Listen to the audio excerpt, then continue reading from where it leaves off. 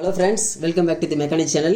நாம் இன்றைக்கி எதை பற்றி பார்க்க போகிறோம், ஃப்ரிட்ஜோட கம்ப்ரஸர் எப்படி செக் பண்ணுறது, அதோட ஒயரிங் டயக்ராம் எப்படி பண்ணுறது தான் பார்க்க போகிறோம். நிறைய பேர் என்னோடய வீடியோ பார்த்தாங்க ஃப்ரிட்ஜ் ரிப்பேர்.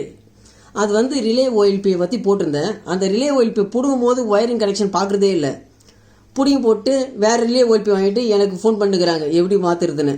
அதோட ஒயரிங், அதுக்காக தான் இந்த வீடியோவே போடுறேன். ஒயரிங் டயக்ராம் கனெக்ஷன் எப்படி, கம்ப்ரஸர் எப்படி செக் பண்ணுறது, டைரெக்டாக எப்படி ஓடுறதுன்னு பற்றி தான் இந்த வீடியோவில் பார்க்க போகிறோம். வாங்க வீடியோக்குள்ளே போகலாம். ஃபஸ்ட்டு மீட்ரு வச்சு கண்டினியூட்டி பார்க்கணும். மீட்ரு எதில் பண்ணோன்னா, இப்போ ஆஃபில் இருக்குது. இது வரைக்கும் பாருங்கள், சிம்பிள். இந்த சிம்பிள் வச்சுக்கணும். இந்த சிம்பிள் வச்சுட்டு இந்த ரெண்டு ஒயரும் கனெக்ட் பண்ணால் பீப் சவுண்டு வரும். இப்போது கம்ப்ரஸரோட டெர்மினல் நம்ம செக் பண்ண போகிறோம். இது பாருங்கள், மேலே இருக்கிறது சி என்னன்னா நியூட்ரல். இது ஆர்னு சொல்லுவாங்க, ரன்னிங்னா ஃபேஸு. இது ஸ்டார்டிங்னா ஸ்டார்ட் பண்ணி கொடுத்துருவோம். இது மற்றபடி வேறு எதுவுமே கிடையாது. இது நல்லா புரிஞ்சுக்க. மேலே இருக்கிறது சி நியூட்ரல், இது ஃபேஸு, இது ஸ்டார்டிங்கு. ஃபஸ்ட்டு என்ன பண்ணணும், நியூட்ரலுக்கும் ரன்னிங்கும் பார்க்கணும், ஃபேஸுக்கும் பீப் சவுண்டு. அங்கே பாருங்கள், கீழே கண்டினியூட்டி காமிக்குது பார்த்தீங்களா? இப்போது நியூட்ரலுக்கும் எஸ்ஸுக்கும் அங்கே பாருங்கள் மாறுது, கண்டினியூட்டி வருது. எஸ்ஸுக்கும் ஆருக்கும் அங்கே பாருங்கள் டிஸ்பிளே வருது. அப்புறம் ஆருக்கும் பேஸுக்கும் இப்போது டிஸ்பிளே வருதுங்களா? அப்போ கண்டினியூட்டி நல்லா இருக்குது. அடுத்து என்ன பண்ணணும்னா, பாடி பார்க்கணும். ரன்னிங்க்கும் இந்த 3 பின்னில் ஏதோ ஒரு பின்னில் வச்சு பாடியில் வைக்கணும். பாடியில் வச்சு அங்கே ஃப்ளக்சுவேட் ஆகக்கூடாது. நம்பர் டிஜிட்டோ இல்லை பீப் சவுண்டோ எதுவுமே வரக்கூடாது. அப்புறம் நியூட்ரலில் வச்சு பார்க்கணும். அதுக்கப்புறம் எஸ்ஸில் இது வச்சு ஏதாவது ஒன்றில் வச்சு பாடியில் வச்சு உங்களுக்கு பிளிங்க் ஆச்சுன்னா கம்ப்ரஸர் பாடின்னுவாங்க. அது கம்ப்ரஸர் போயிடுச்சு. இப்போ நம்ம 3 இதுலேயும் வச்சா எதுலேயுமே வரல. அதனால் இது கம்ப்ரஸர் நல்லா இருக்குது. அடுத்து ரிலே செக் பண்ணுறது. இந்த 2 பக்கம் ஹோல்ஸ் இருக்குது பாருங்கள். இந்த 2 ஹோல்ஸில் வைக்கணும். வச்சு உங்களுக்கு இங்கே டிஜிட்டலில் வருது பாருங்கள். இந்த மாதிரி வந்துச்சுன்னா ரிலே ஒர்க் ஆகுதுன்னு அர்த்தம். எதுவுமே வரல, உங்களுக்கு 0லே இருந்துச்சுன்னு வச்சுங்களேன், 1லேயே இது ரிலே போயிடுச்சு. இது ஓஎல்பி. இங்கே ஒரு பின் இருக்கும். இதில் ஒன்று வச்சு இங்கே ஒன்று வைக்கணும். இப்போ பாருங்கள், கேட்குதுங்களா? அப்போ இதுவும் நல்லா இருக்குது. இதை ஃப்ரிட்ஜில் இருக்கும்போது எப்படி சப்ளை பார்க்கணுன்னா, கரெக்டாக சில நேரத்தில் இது நல்லா இருந்தும் கம்ப்ரஸர் ஓடாது. அப்போ என்ன பண்ணணும்னா, நீங்கள் கண்டிப்பாக வோல்டேஜ் மீட்டர் யூஸ் பண்ணணும். நீங்கள் அது எப்படி பண்ணுறதுன்னு காமிக்கிறவங்க. இப்போ என்ன பண்ணணும், வோல்ட்டு செக் பண்ணணும். வோல்ட்டு இதில் வச்சு செக் பண்ணக்கூடாது. இது வரைக்கும் பாருங்கள், வோல்ட்டு 750 இதில் வச்சுக்கணும். 00ல் இருக்குது. ஃப்ரிட்ஜில் கனெக்ஷனில் இருக்கும்போது என்ன பண்ணுன்னா, இந்த மாதிரி ரிலேவை பிடிங்கிக்குங்க. ரிலே ஓஎல்பியை பிடிங்கிட்டு இப்போ பாருங்கள், நான் சப்ளை ஆன் பண்ணுறேன். நீங்கள் என்ன பண்ணணும், ஃப்ரிட்ஜை ஆன் பண்ணிக்கணும். இது நியூட்ரல், இது ஃபேஸ், 2 ஒயர் இருக்கா? இப்போ 2 ஒயரில் வைக்கிறேன் பாருங்கள். அங்கே பாருங்கள், வோல்ட்டு 218. இது இன்புட்டு, அதாவது தெர்மோஸ்டாட்லேருந்து டைரெக்டாக வரும். நம்ம என்ன பண்ணணும், அவுட்டு தான் பார்க்கணும். இதை பாருங்கள், இதோட அவுட்டு இதோட அவுட்டு இங்கே இருக்கா?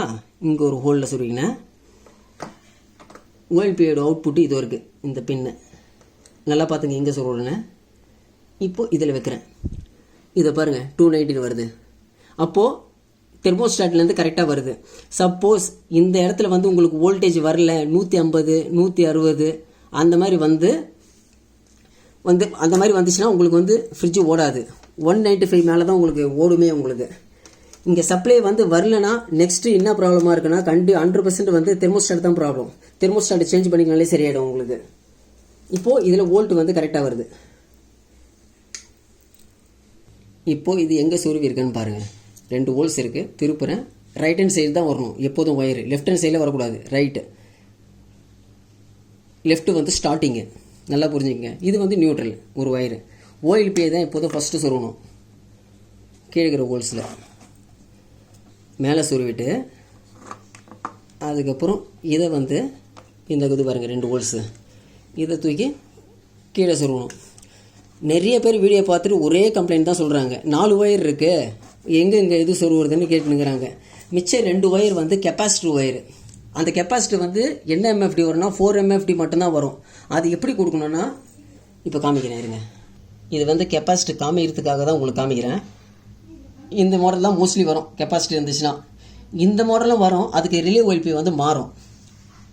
இதில் வந்து 5 எம்எஃப்டி போட்டிருக்கு, ஆனால் 5 எம்எஃப்டி வராது, 4 தான் வரும் மோஸ்ட்லி. இதில் 2 ஒயர் வருதுங்களா? இந்த 2 ஒயர் என்ன பண்ணுன்னா இப்போ பாருங்கள், கெப்பாசிட்டி மட்டும் எப்படி கொடுக்கணுன்னா லெஃப்ட் மேலே ரைட்டு கீழே இங்கே தான் கொடுக்கணும்.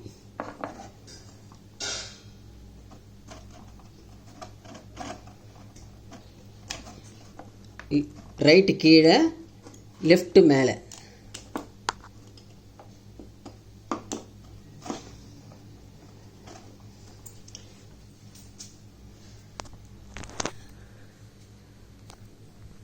நல்லா பார்த்துங்களேன், புரிஞ்சுக்கிதுங்களா?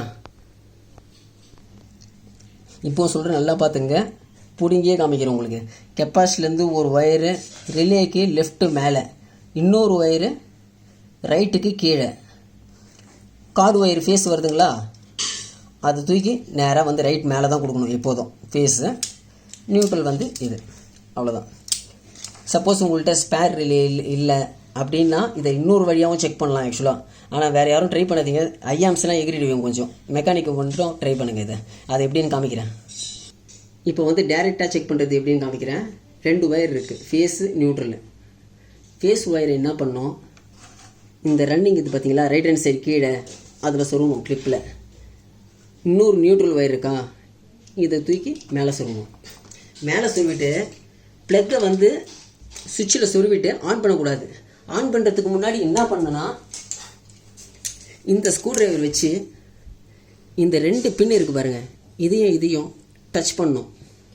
பாடியில் கிடியில் படக்கூடாது. இது பண்ணுறது கொஞ்சம் ரிஸ்க்கு, வேறு யாரும் ட்ரை பண்ணாதீங்க. ப்ரொஃபஷனல் மெக்கானிக் மட்டும் தான் இது பண்ணுவாங்க. இதை டேரெக்டாக ஓட்ட வைப்பாங்க, ரிலே ஒய்பி இல்லாமையே. நான் எப்படி ஸ்க்ரூ டிரைவர் வச்சுக்கிறேன் பாருங்கள், கரெக்டாக வேறு மெட்டலில் எதுவுமே படாது. இப்படி வச்சு என்ன பண்ணுன்னா சுவிட்சை வந்து ஆன் பண்ணணும். ஆன் பண்ணிவிட்டு கரெக்டாக இது ஆன் ஆகுது பார்த்தீங்களா, அடுத்த 1 செகண்டில் ஸ்க்ரூ டிரைவர் டக்குன்னு எடுத்துடணும். எடுத்துட்டிங்கன்னா இது ஆன் ஆகிடும். இது டேரெக்டாக செக் பண்ணுறது எப்படின்னு 3 செகண்ட் 4 செகண்ட்லாம் வைக்கக்கூடாது, உடனே வந்து ஃபியூஸ் போய்டும் உங்களுக்கு.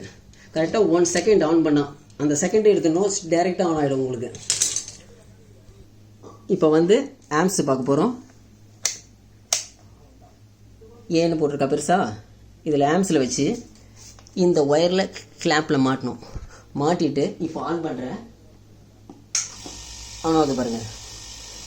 இது வந்து 0.2 தான்னுவாங்க. இதை 0.2 0.4 அவ்வளோதான் எடுக்கணும். இது வந்து வித்தவுட் லோடில் இருக்கிறதால 0.2. இதே வந்து ஃப்ரிட்ஜ் ஒர்க்கிங் கேஸோடு இருந்துச்சுன்னு வச்சுக்கலேன் 1 ஆம்ஸ் 1.1 ஆம்ஸ் அவ்வளோதான் எடுக்கணுமே. அதுக்கு மேலே போச்சுன்னு வச்சுங்களேன், இப்போ 3 ஆம்ஸ் 4 ஆம்ஸ் போச்சுன்னா கம்ப்ரஸர் போயிடுச்சு, அவ்வளோதான். ஆனால் வோல்ட்டு கரெக்டாக பார்க்கணும். ரிலே ஓஎல்பியில் வந்து 220 வோல்ட்டு 230 வோல்ட்டு வருதான்னு பார்த்துக்குங்க கரெக்டாக. ஏன்னா 170 வோல்ட்டு வந்தால் கூட ஐஆம்ஸ் வரும், அது செக் பண்ணிங்க ஃபஸ்ட்டு. வோல்ட்டு கரெக்டாக போய் ரிலேயில் கம்ப்ரஸர் ஆன் ஆகி 3 ஆம்ஸ் 4 ஆம்ஸ்னு போச்சுன்னா கம்ப்ரஸர் போயிடுச்சு. இப்போ கரெக்டாக இருக்குது 0.2. இதை நான் ஃப்ரிட்ஜில் வச்சு கனெக்ட் பண்ணி கேஸ் ஏற்றினா 1 ஆம்ஸ் கரெக்டாக வந்து நிற்கும். இது வந்து ஆம்ஸ் செக் பண்ணுறது. அடுத்து வந்து பம்பிங்கு. பம்பிங் எப்படி செக் பண்ணுறதுனா, இதில் வந்து கேஜ் ஓஸ் போட்டு செக் பண்ணுவாங்க 250 300 தள்ளம்.